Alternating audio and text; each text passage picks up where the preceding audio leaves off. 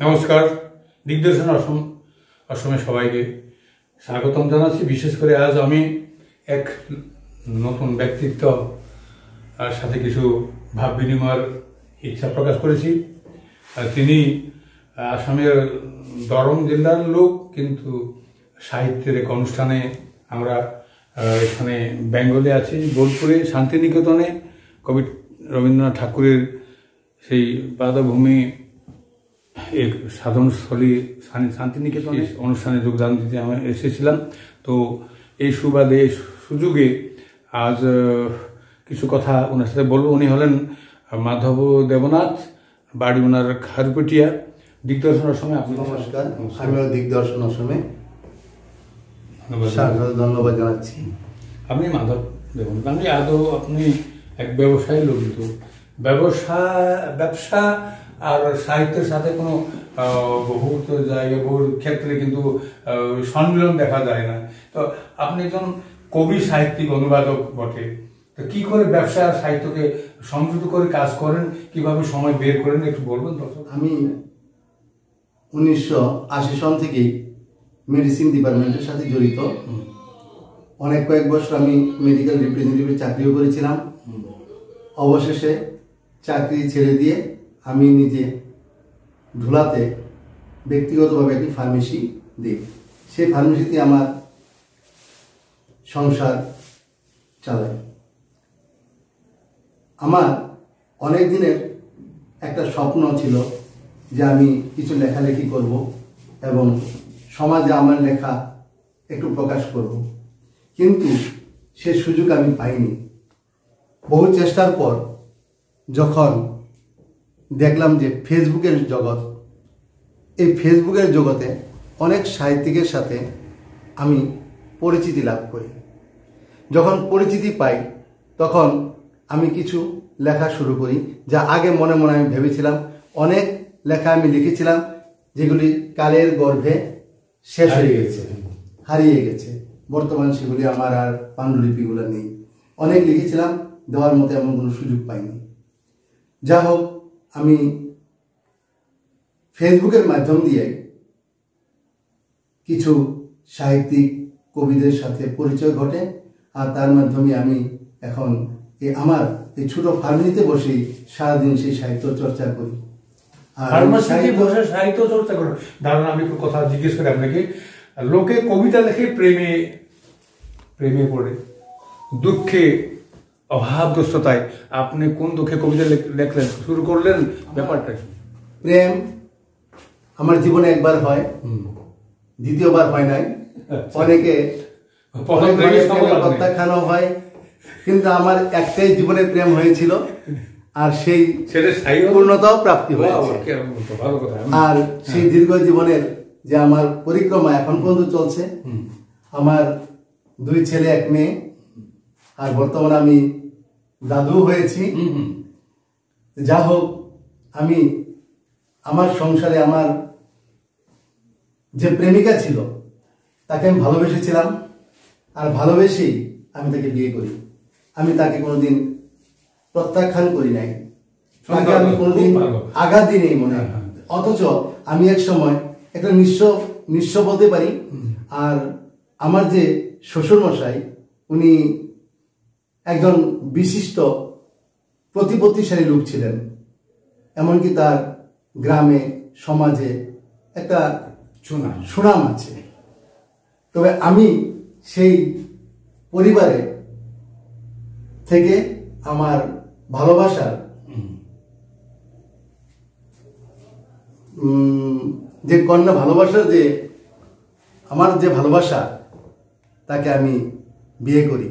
অবশ্যই আমি কোনো লুক ঢাক করে না, সমাজে সুন্দরভাবেই আমি আমার বিয়ে সম্পর্কে। ভালোবাসার টান কর্মে আনে সফলতা, জীবনে উত্থান। ভালো একটা উদাহরণ দেখলাম। আপনার প্রথম বই, যেটা কাব্যগ্রন্থ, কবিতা, 2টো অনুবাদ বই আছে আপনার, মোট 3 বই। সেই কবিতার বই বিষয়ে বলুন, কি বিষয়ে কবিতা সেখানে আছে। আর একটা কবিতা আপনি ডিসাইড করে দেবেন, আমাদেরকে কবিতা বাচন করে দেবেন। প্রথম বই আমার প্রথম কাব্যগ্রন্থ পঞ্চম আমার প্রথম কাব্যগ্রন্থ পঞ্চমী 2023 সালে প্রকাশিত হয়। আর এই আমার বই যেটা প্রকাশ হয় কুচবিহার পাতাবাহার সাহিত্য অনুষ্ঠানে। সেখানে বিভিন্ন সাহিত্যিকের সাথে আমার অবশ্য পূর্ব পরিচিত ছিল। আর সেখানে আমার পাতাবাহার কাব্য সংকলন হয়। আর পাতাবাহার প্রকাশন গোষ্ঠী যেটা আছে, সেই পাতাবাহার প্রকাশন গোষ্ঠী আমার ওই পঞ্চমী বইটি উন্মোচন করে, প্রকাশ করে। ওখানে উন্মোচন করা হয়, অনুষ্ঠানের মাধ্যমে উন্মোচন করা হয়। পঞ্চমী। আর কবিতা, একটি কবিতা যদি রিসার্চ করতে পারেন, কবিতা পড়তে পারেন, ভালো লাগবে যদি থাকে প্রস্তুত। উনি হলেন মাধব দেবনাথ, সঙ্গীত জগতেরও একজন ভালো জ্ঞাত লোক, আর কবি, সাহিত্যকার, অনুবাদক। একটা হ্যাঁ, আমি অবশ্যই 2টা বই অনুবাদ করি রিসেন্টলি, বেশি দিন হয় নাই। একটা বই অসমীয়া থেকে আমি বাংলা ভাষায় অনুবাদ করেছিল। বইটা লেখক ডক্টর দিবাকর নাথ। একদিন আমার সাথে ফোন যোগে ওনার যোগাযোগ হয়, আর তিনি আমাকে বলেন যে আপনি আমার অসমীয়া বইটাকে বাংলা ভাষায় অনুবাদ করে দেন। তার সেই কথায় আমি ওই বইটি অনুবাদ করি, আর বইটি উন্মোচন হয় শিলচরে। দ্বিতীয়, আমি সেপ্টেম্বরের 20 তারিখে 2024 সেপ্টেম্বরের 20 তারিখে আমি আরেকটি বই অনুবাদ করি, যে বইটি ছিল বাংলা ভাষায়, আর বাংলা ভাষা অনুবাদ করে অসমীয়া ভাষায় অনুবাদ করা হয়। বইটির নাম বাংলা ভাষায় ছিল নাথের পরিচয়, আর আমি সেই বইটাকে অসমীয়া অনুবাদ করি নাথদের পরিচয় বলে।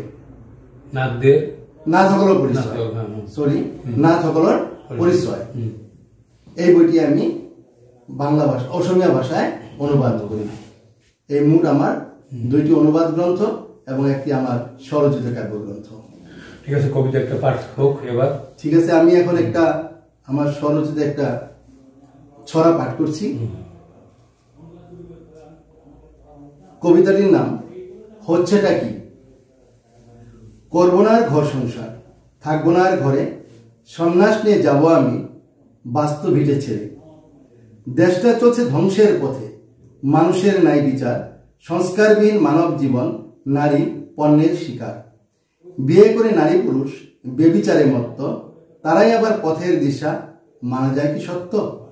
এসব দেখে ভাবছি মনে সংসার ভীষণ কষ্ট, জীবনটাকে দেব না ভাই হতে আমি নষ্ট। অজ্ঞা করে বিজ্ঞের বিচার, পথে বসে কাঁদি, হ্যামলক হাতে সক্রেটিসকে দেখার ছিল বাকি। এই ছিল আমার একটা স্বরচিতা ভাবগধুর কবিতা। হ্যাঁ, ভালো লাগলো আপনার যে ছোট কবিতা আপনি শোনালেন। আপনি তো সঙ্গীতের মধ্যে থাকেন, সুন্দর হারমোনি বাজান, ভজন কীর্তন করেন। তো সঙ্গীতের প্রেরণা কি বাড়ি থেকে, না কোনো সংস্থা সংগঠন, কোনো সন্তান মতের প্রেরণায় পেলেন? আর সঙ্গীত চর্চা কখন থেকে করেছেন? সঙ্গীত চর্চা দেখেন, আমি সঙ্গীত ছোট থাকতে ভালোবাসি। যদিও কোনো আমি আনুষ্ঠানিকতা ভাবে আমি কোনো সঙ্গীত শিক্ষা করি নাই, এমনকি আমাকে কেউ সঙ্গীত শিখাও দেয় নাই। যদিও আমি সঙ্গীতকে ভালোবাসার বিনিময়ে আমি নিজে থেকেই হারমোনিয়াম বাজনা এই বন্ধু বান্ধবের মাঝ থেকে একটু শিখেছি। একটু শিখেই আমি ওই গান, ভজন, কীর্তন এগুলা করি। গানকে আমি যথেষ্ট ভালোবাসি, গান আমার খুব প্রিয়। কোনো জায়গায় যদি আমি বাউল সঙ্গীত শুনি, মনে হয় যে আমি দিন রাত সেখানে কাটি। হ্যাঁ, গান আমার খুব প্রিয়, আমি খুব ভালোবাসি গান। হ্যাঁ, ভুবনেশ্বরীর গান আমার খুব প্রিয়, মান্নাদের গান, কিশোর কুমারের গান, হ্যাঁ, মোহাম্মদ রফির গান, এগুলা শুনতে আমি খুব ভালোবাসি। এবং আমি যেহেতু ঠাকুর অনুকূল চন্দ্রের দীক্ষিত, তা আমি ঠাকুরের ভজন কীর্তন করি, আমি বেশ খুব মনে শান্তি পাই। খুব ভালো। আমাদের দর্শকের জন্য একটা গান যদি যন্ত্র ছাড়াই হোক একটা যদি পরিবেশন করে দেন, একটু গুনগুন করে দেন, তাহলে ভালো হবে। সবাই জানবে যে আপনি গান প্রিয় লোক, সঙ্গীতের অবগাহন করেন না। ঠিক আছে, আপনি যদি বলছেন, হ্যাঁ আমি একটা গান গাই। এসো পতিত পাবন গুরু গো, এসো ভক্তি মুক্তি তরে, এসো গো গুরু বস গো গুরু, এসো গো গুরু বস গো গুরু হৃদয় পরে, এসো ভক্তি মুক্তি তরে, অজ্ঞান আধারে ঘুচায় দাও গো, জ্ঞানাঞ্জন করু দান, তোমার প্রেম পুলকে ভাষাও হৃদয়ে, নাচিয়া উঠুক প্রাণ, তুমি জ্যোতির্ময়ে ভাসো গো, তুমি হৃদয় আকাশে ভাসো গো, জানি তোমার দিনহীন তনয়, ডাকিছে আবেগ ভরে, এসো পতিত পাবন গুরু গো, এসো ভক্তি মুক্তি তরে, এসো ভক্তি মুক্তি তরে। অনানুষ্ঠানিক গান, সুন্দর সুন্দর। আমি অনানুষ্ঠানিক ভাবে এই জন্যই বললাম যে আমি আর আনুষ্ঠানিক কোনো গানের শিক্ষা নেই, কোনো স্কুল কলেজে আমি গান শিখতে যাই নাই। আজকাল অনেকেই যায় ছোট থাকতেই, কিন্তু আমার ভাগ্যে ছিল না, আমার ইচ্ছা ছিল কিন্তু আমার কর্ম যাই না, আমার কেন মন্দ ছিল, আমি শিখতে পারলাম না। যাই হোক, যদিও আসছিল আমার মনে অন্তরে অনেকটা টান ছিল, গানের প্রতি শ্রদ্ধা ছিল, ভালোবাসা ছিল, তার বিনিময়ে বোধহয় আমি কিছু একটু আমি গেয়ে আপনাদের শোনাতে পারলাম। যদি একটু যদি আমার ভালো লাগে তবে আপনি আমার জীবন সার্থক হবে। নিশ্চয়ই নিশ্চয়ই। ইনি হলেন মাধব দেবনাথ, অতি সুন্দর ব্যক্তিত্ব, সঙ্গীতে অবগাহন করেন, সাহিত্যে অবগাহন করেন, সমাজ সেবাতে ব্যস্ত থাকেন, ব্যবসাতেও সমানভাবে মনোযোগ দিতেছেন, আর সমাজ সেবাতেও। আপনার ভবিষ্যৎ পরিকল্পনা কি? সঙ্গীতকে নিয়ে, সাহিত্যকে নিয়ে কি করার আমার ভবিষ্যৎ মানে আমি মানুষের মধ্যে থাকতে ভালোবাসি। এই যেমন আমি আজকে আমার নিজের দোকান বন্ধ করে আজকে আমি এখানে আসছি, আজকে এত দূর থেকে, আসাম থেকে, সুদূর পশ্চিমবঙ্গের শান্তিনিকেতনে সাহিত্যের অনুষ্ঠানে আমি যোগ দিই। আমি আমার আর্থিক দিকটা আমি দেখি না, কিন্তু আমি সমাজে এই বিশিষ্ট ব্যক্তিবর্গের মধ্যে আমি আমার জীবনটা বিলিয়ে দিতে চাই। এমনকি কিছুদিন আগে আমি প্রকাশ করছি আমার নিজের জীবনটা মৃতদেহ দান করবো মরণোত্তর ভাবে, তাও আমি প্রকাশ করছি। এই দেহ মরণোত্তর ভাবে দান করে আমার জীবনটাকে সমাজের কারণে উৎসর্গ করতে চাই। খুব ভালো বিচার, ভালো লাগলো আপনার কথা। এখন আপনাকে একটু অন্তিম প্রশ্ন, যে প্রশ্ন আমাদের সাহিত্য সংস্কৃতির সাথে কোনো সম্পর্ক নেই, অন্তিম প্রশ্ন। আপনি একটু আগে বললেন যে আমি ঠাকুর অনুকূল চন্দ্রের শিষ্য অনুগামী। ভালো কথা, গুরু গ্রহণ করতেই লাগে। ঠাকুর অনুকূল চন্দ্র পুরুষোত্তম। যদি পথে চলা অবস্থায়, চলার পথে যদি ঠাকুর সাক্ষাৎ হন, দর্শন দেন, ঠাকুরের কাছে কি চাইবেন আপনি? আমি ঠাকুরের কাছে টাকা পয়সাও চাই না, অর্থ সম্পদও চাই না। আমি একটাই চাই, ঠাকুর যেন আমার মঙ্গল করেন, আর ঠাকুরকে মাথায় নিয়ে যেন আমি আজীবন চলতে পারি, এইটুকুই আমি জানি। আর মনে হয় এই ঠাকুরকে মাথায় নিয়ে রাখি বলেই আজ বিশেষ বিশেষ ব্যক্তির সাথে চলাফেরা করতে পারছি, আর বিভিন্ন মানুষের সাথে একটা আন্তরিকতা হয়ে উঠছে। হ্যাঁ, আমার মনে হয় আমার ভিতরে বোধহয় ঠাকুরের কোনো একটা প্রতিক্রিয়া, ঠাকুরের আশীর্বাদ আমার মাথার উপর আছে, তার জন্য এত দূর আমি আসতে পারছি বলে আমি অনুভব করি। খুব সুন্দর সুন্দর কথা বললেন। দিগদর্শন আশ্রমের এই মঞ্চে আপনাকে পেয়ে আমরা খুশি হলাম। দর্শক তারাও আপনার সেই কথাগুলিতে কিছু আপ্লুত হবেন, কিছু শিক্ষা নেবেন তারাও, সঙ্গীতের সাহিত্যের কথা। আবার আমি আরেকটা কথা বলি, আমি বর্তমান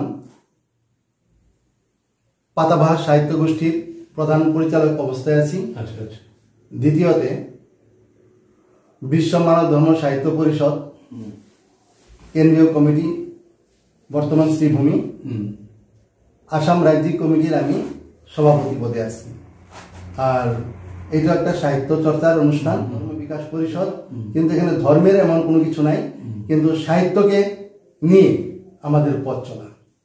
তাই আমি ওই বিশ্ব মানব ধর্ম জড়িত হয়ে আছি। খুব ভালো। পরমপিতা আপনার ইচ্ছা পরিপূরণ করুন, সমাজের আপনজন হয়ে থাকুন, সঙ্গীতে অবগাহন করুন, সাহিত্যে অবগাহন করুন।